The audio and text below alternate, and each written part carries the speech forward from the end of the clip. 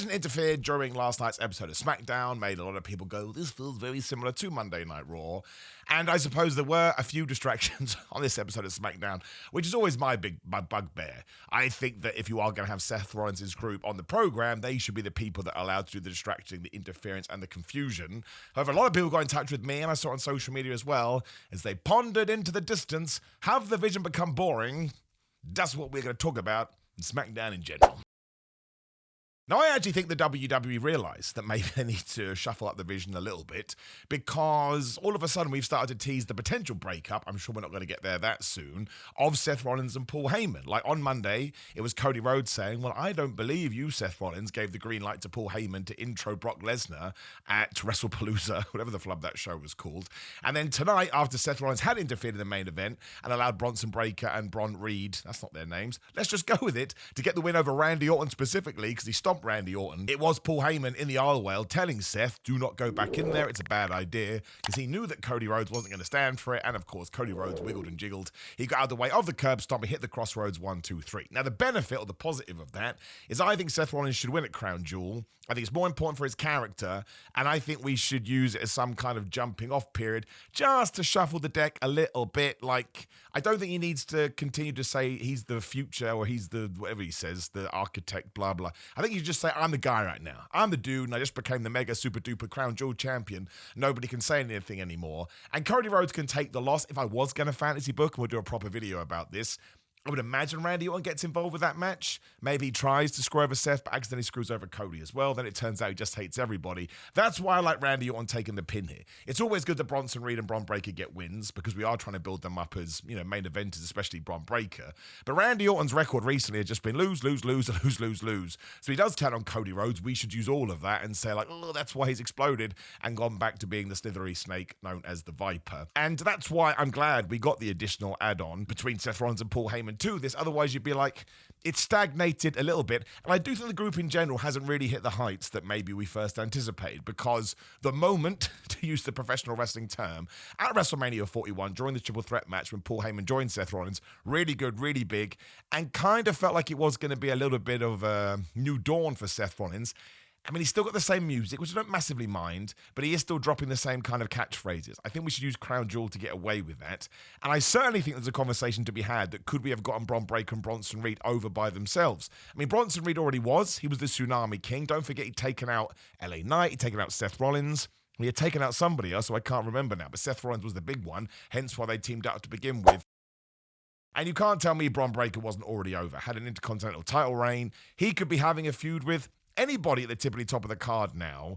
And maybe that's the issue. Maybe putting Bron and Bronson together as a tag team, although again, it's good they're getting victories, was a little bit of a step back. I can kind of see that. If they had just been meandering, like Randy Orton and Batista were back in whenever the Flub Evolution were born, I think I would understand it more. But I think Bron Breakker and Bronson Reed actually had a better connection with an audience than those guys did, and they potentially could have carried on that path. So I think it's a very important time for WWE. I'm exaggerating a little bit, but in order to decide what they're going to do, I mean, there was one point where people thought this was going to be the bloodline in terms of how long that it lasted, and maybe the Bron Breakker versus Seth Rollins match wouldn't be until WrestleMania 43. I think we can bring it forward. I don't think it needs to be, I mean, it's worth trying, and it's worth throwing stuff at the wall, and I totally understand you wanting to try and find a new bloodline, because of course that took business to crazy heights, but sometimes these things don't work. This is not bad. I'm not going to say that. It's not like the worst thing you'd ever say. You wouldn't put it in a worse list.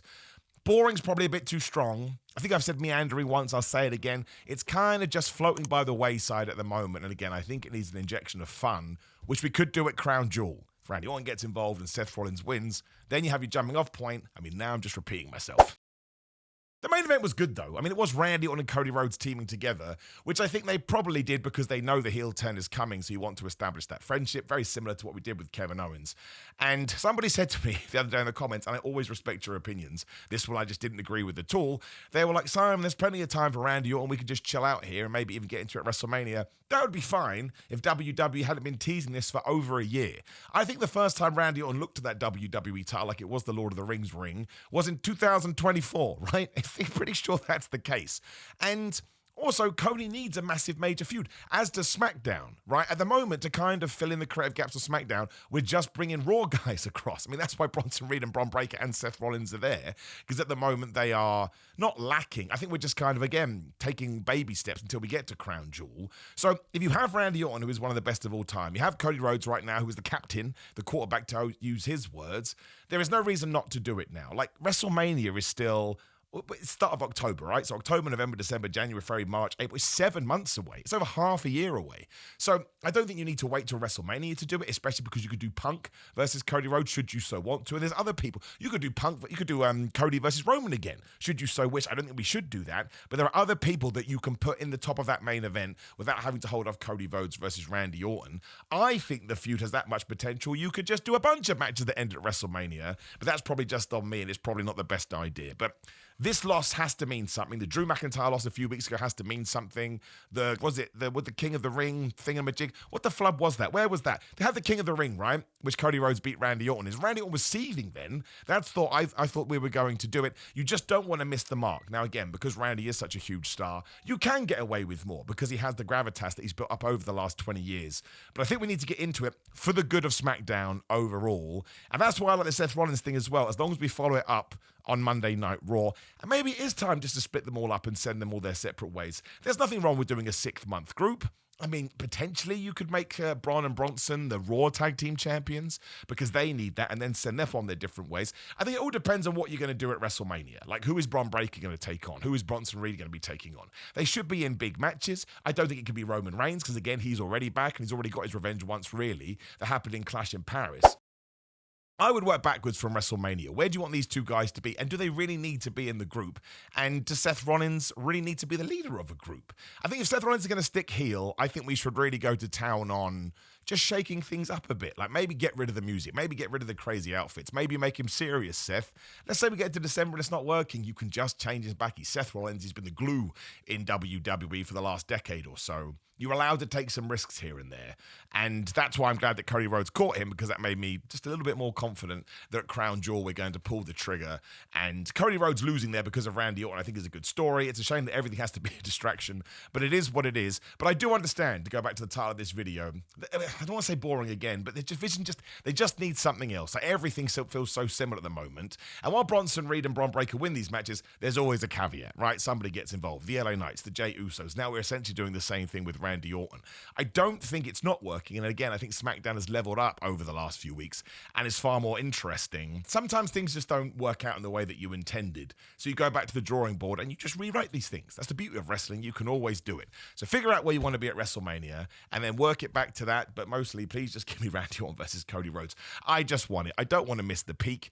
I don't think that, especially given the future of WrestleMania, that everything has to be situated around that. And I think they're such big stars. It would work at the Survivor Series. It would work at whatever the flub we're doing in December. We have John Cena's last match, obviously. The Royal Rumble's a big event, and the Elimination Chamber's already a big event.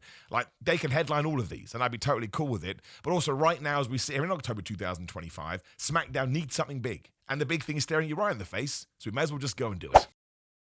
Cody kicked off the show as well with that promo, and that's when Paul Heyman went right in here too. He was like, Randy Orton, you'll never be able to be friends with Cody Rhodes, because essentially you want that WWE title. I can't remember if Randy looked at it, but I'm sure he did, because he can't help himself. And actually, my favourite thing on this week was Sami Zayn's open challenge again, although I don't know what I'm going to do. For the third week in a row, the Blue Thunder Bomb has won a flipping match, and as you know, that's the least devastating move in all entertainment. On Ups and Downs, again, check it out on What Culture, freelance to them, sub to them, and please do sub to me. Just interact with the video, just like it. Even if you hate it, we'll put a down thumb on it. Just click things on the damn screen. You have to upgrade it to a somewhat devastating move in all of sports entertainment. He does hit the haluva kick, I should say, beforehand. And shout out to my man Matthew Rayvolt, also known as Aimed in English, who made the very good point to me on social media. Well, I can beat you with an arm drag if I hit my proper finisher on you to begin with. And he's right. That really made me laugh. What a good dude he is as well. Smashing as TNA commentators too. He's really found his lane with that. But he's still winning matches. Now, lots of people tell me mess on social media. I massively appreciate it. And they're like, Simon, I think WWE is trolling you. I don't think they give a damn who I am. But the tiny arrogant side I have, I try and be a very humble person. Me saying that probably doesn't make me humble at all. But I have my little arrogant part. It's like, here. I'm a bit like, are you trolling me? Because it does feel weird that all of a sudden a move that I have in jest, by the way, someone sent me the worst message going, oh, Miller, you flubbing, rude word. I told you it would come good. One, I don't take it that deep. It's not serious. It's a move in a wrestling show. Two, it's still crap if you want to talk about ratios. Let's say Sami Zayn has used it 100 times this year, which I guess he would have done. Let's say 100 times over the last 12-month period. It's won 4 matches. That's terrible. But it kind of feels like this is going to be the way now. I mean, maybe it goes back to the Helluva Kick after the US Open Challenge is done. But I did stare off into the distance. Of course, it was Aleister Black. Good match, really solid match. Those two guys are just great. Love the fact that we broke up Carmelo Hayes and The Miz. It was going to be Hayes answering the challenge for the second time, but Miz gave a skull-crushing finale. What a petty man, too. Just because Carmelo Hayes said, I don't want to be your tag partner anymore. Miz was like, I'm going to kill you.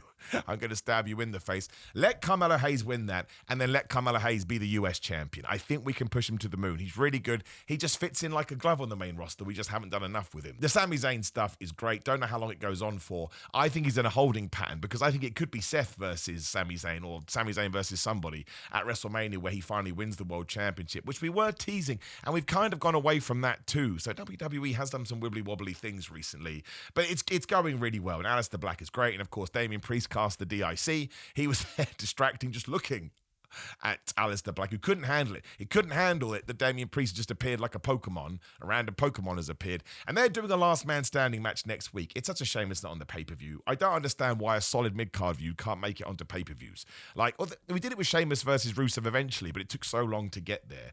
I hope they're in the main event slot. I hope they get 20 minutes. I hope they're able to totally smash it. It probably does need to be the blow-off. And listen, I love both these guys. I think they're massively talented. It has been a little bit wishy-washy in the sense, when you have a program, you want there to be big promo sections and you want there to be big payoffs. At the moment, they just sort of fit into the smallest amount possible. Is Kit Wilson going to feud with Damian Priest? I do like this Kit Wilson thing. It's so ridiculous and over the top. He thinks Damian is ruining wrestling or whatever with his toxic masculinity. So in a wheelchair, Damian Priest pushed him into a bunch of pipes or into a bunch of construction. I don't know what it was. That's a crime, man. It's a fact he was in a wheelchair. Like, I said this on Ups and Downs. I just repeat it here. Out of context, it's the worst thing you've ever seen. Damian Priest is meant to be a babyface, but at least it protected Aleister Black. But again, let's just keep a 101 feud here. Damian Priest should win the last man standing match, then go into something else. We have called off Damian Priest, especially from WrestleMania 40. I know it was a long time ago, but it really felt like he'd entered the main event scene and now we shifted it away. Although you could probably say that about Drew McIntyre too. Because he wasn't on the show, because Jacob Fatu had spent the last 7 days making a video to say that he was going to use Drew McIntyre as a jumping off point. I love the feud. I think these are the two things you want to see, an established guy versus a new guy.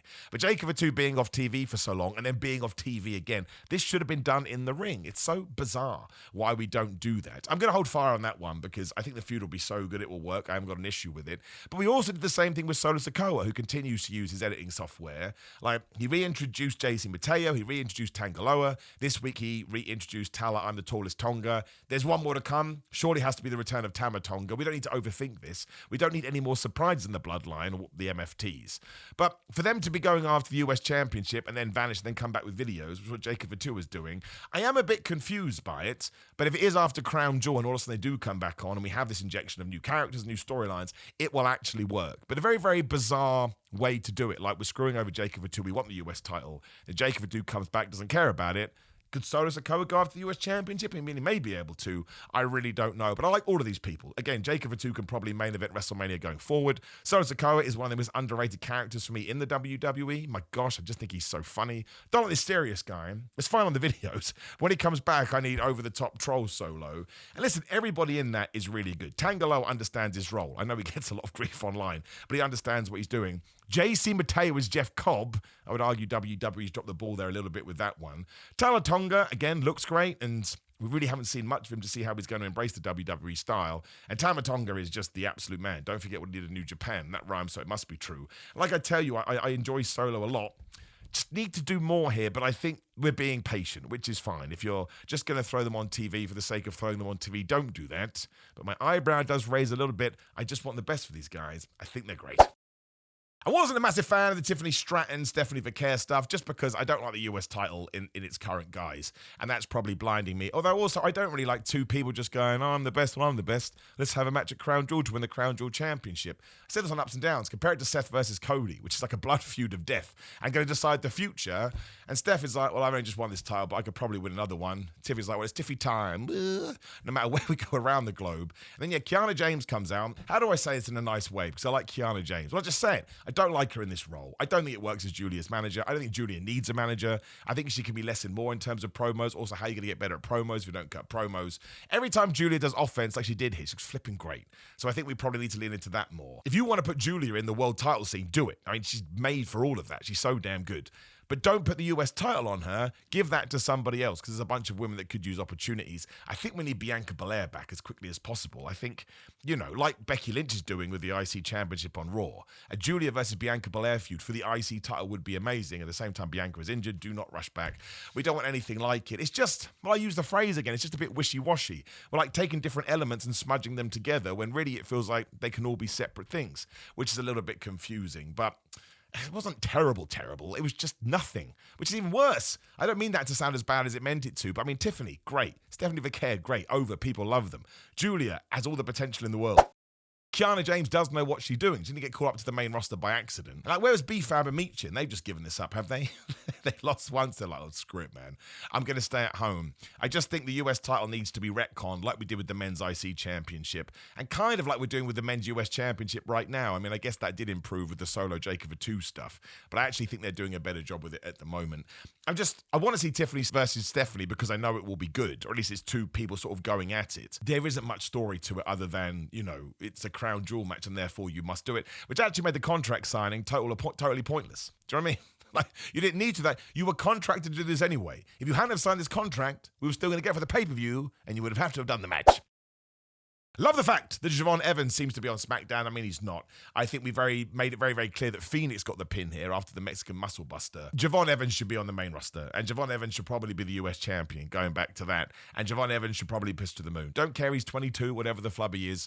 If you are old enough, you're good enough. No, if you're good enough, you're old enough. The wrong way round. It's like an evolution of everything we've seen beforehand. Like, every time you get a flippy-dippy doodah guy who's amazing, you know that a bigger and a more flippy-dippy doodah guy is going to come along. It's him and Leon Slater, right? I think they're having a match soon, either NXT or TNA.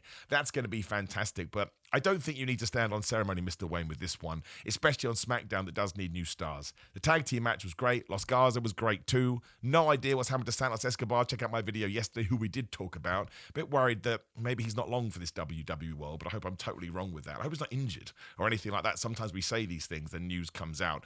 But it was just such a fun tag team match, and I think there's a space for that, especially because at the moment the SmackDown tag team division has fallen off a little bit, which scares me. The Street Profits versus the Wyatts next week is the opposite to that. I think the Wyatts should win, and I think we should push Angelo Dawkins and Montez Ford as single stars. Don't think you need to do a proper breakup. Don't need to do the feud between the team. It doesn't have to be tropes here. But Angelo Dawkins has come on leaps and bounds. Montez Ford has always been in that lane.